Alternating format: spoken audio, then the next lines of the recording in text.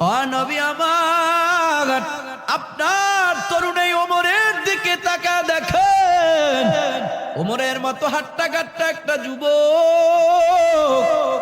যেই মানুষটা দেহ এত বড় হাট্টা কাট্টা একটা যুবক ক্ষুধার যন্ত্রণায় ঝুইকা পড়তেছে। নবী গো দেখেন না কতদিন পর্যন্ত খাবার পেটে যায় না। ওমর এবার নিজের জুব্বাটা উঠায় দেখায়, কয় পয়গম্বর দেখেন ক্ষুধার যন্ত্রণায় শরীরটা ঝুইকা যাইতেছে। ও পয়গম্বর, ক্ষুধার যন্ত্রণায় পেটের মধ্যে একটা পাথর বাঁধতে আমি ওমর বাধ্য হয়েছি। নবী আমার চোখের পানি ছেড়ে কাঁদে আর উম্মতের এই কঠিন দৃশ্য দেখে কান্দে আর কয় আবু বকর, ওমর নবীর দরবারে খাবারের জন্য এসেছ।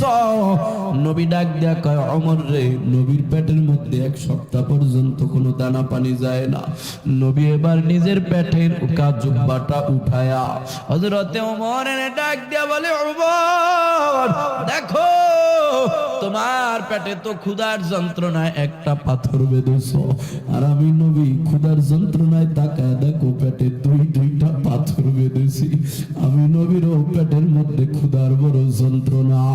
একজন সাহাবী আয়েশা কয়, নবী আমার, আপনার সাহাবী হযরতে আলকামার বাড়িতে খেজুরের ডালপালা দেখেছি।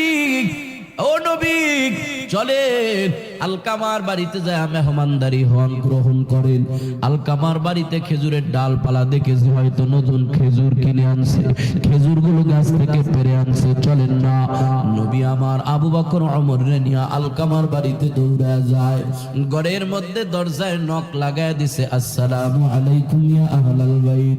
এ ঘরওয়ালা কে আছো? দরজা খুলো, রহমতের নবী তোমাদের কাছে চলে আসছে।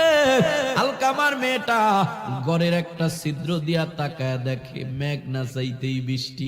পৃথিবীর শ্রেষ্ঠ মানুষটা আমাদের ঘরের দরজায় হাজির হয়ে গেছে।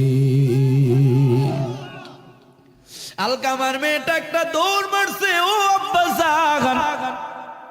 আলকামা খানা খাইতেছিল, সামান্য কিছু খাবার ছিল, খাবার শেষ করেছে, হাত ধুইব এমন সময় আলকামার মেয়েটা ডাক দেয়া কয়, আব্বাজান একটু দেখেন না ঘরের দরজায় কে হাজির হয়ে গেছে।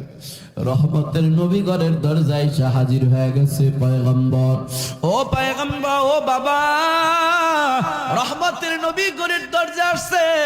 কিতাবের মধ্যে লেখেন আলকামা খুশি একটা দৌড় দিছে, পায়ের জুতাটাও পড়তে সুযোগ পায় না, মনে ছিল না এত খুশি হইছে।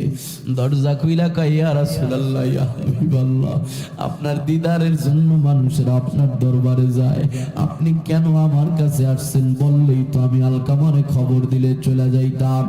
নবী কি খেদমত করতে পারি বলেন?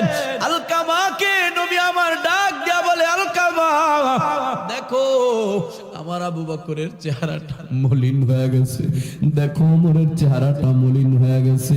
যেই নবীর ক্ষুধার যন্ত্রণায় পেটের মধ্যে দুইটা পাথর বাঁধা, ওই নবী একবারও নিজের কথা বলে নাই, বরঞ্চ উম্মতের কথা বলে। দেখো আমার আবু বকর ওমর বড় ক্ষুধার্ত। ও আলকামা, শুনেছি তোমার বাড়িতে নাকি নতুন খেজুর পেরেছো রে আলকামা। আমার আবু বকর ওমরের মেহমানদারি করা ক্ষুধা নিবারণ করে দাও। নবীর কথা শুনে আলকামা শুধু চোখের পানি ছাড়তেছে, কান্না আর কান্না, কান্না আর কান্না। এ আলকামা, মেহমানদারির কথা শুনে বুঝি কান্না করতেছো? আলকামা ডাক দেয়া কয়, নবী আমার, আপনারে আমার বাড়িতে দেখা মনে করছি আলকামার কপাল মনে হয় ভালো, এখন তো দেখতেছি কপাল বড় খারাপ। কেন রে আলকামা এমন কথা বলো? ও নবী, আপনার সাহাবী আবু বকর ওমরকে নিয়ে আমার দরবারে হাজির, মেহমান হয়েছেন গো নবী, কিন্তু আমি আলকামার কপালটা এত খারাপ, আমি আমার গাছের খেজুরগুলো পারছি কথা সত্য, আপনি আসার আগে আগেই আমি আমার সব খেজুরগুলো বিক্রি করে দিয়েছি, ঋণ আছে একটা খেজুরও রাখতে পারি নাই, সব খেজুরগুলো বিক্রি করে দিয়েছি। নবী আমার ডাক দেয়া কয়, আলকামা দেখো ঘরের কোথাও কোনো খেজুর টেজুর পাও কিনা খুঁজা দেখো। আলকামা বলে, না না পয়গম্বর, সমস্ত খেজুর খেজুরগুলো আমি বিক্রি করে দিয়েছি। নবী আমার ডাক দিয়া কয় আলকামা তোমার ঘরের আশেপাশে কি কোনো খেজুর গাছ নাই?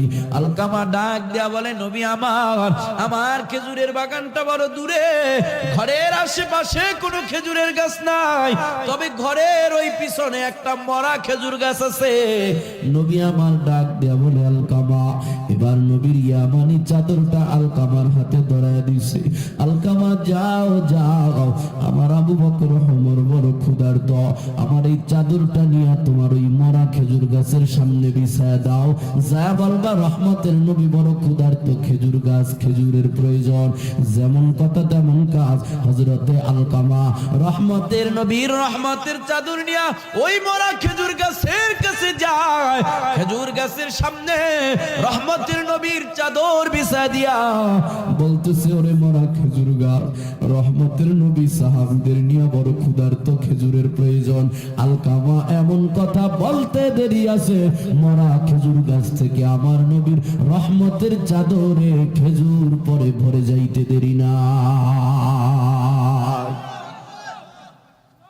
হযরতে আলকামা চাদর সহ খেজুর নিয়ে নবীর কাছে দৌড়ায়, চাদর সহ খেজুর নিয়ে গেছে।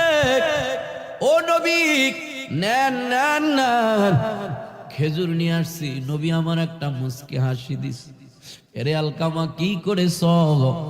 যদি খেজুরগুলো শুধু নিয়ে আসতা, চাদরটারে যদি না আনতা, চাদরটা যদি ওই জায়গায় বিছানো থাকতো, তাহলে চাদর থাকতো যতদিন, খেজুর মরা খেজুর গাছ থেকে খেজুর পড়তো ততদিন, এই আখির জমানার উম্মতেরা পর্যন্ত ওই মরা খেজুর গাছের খেজুর খাইতে পারতো।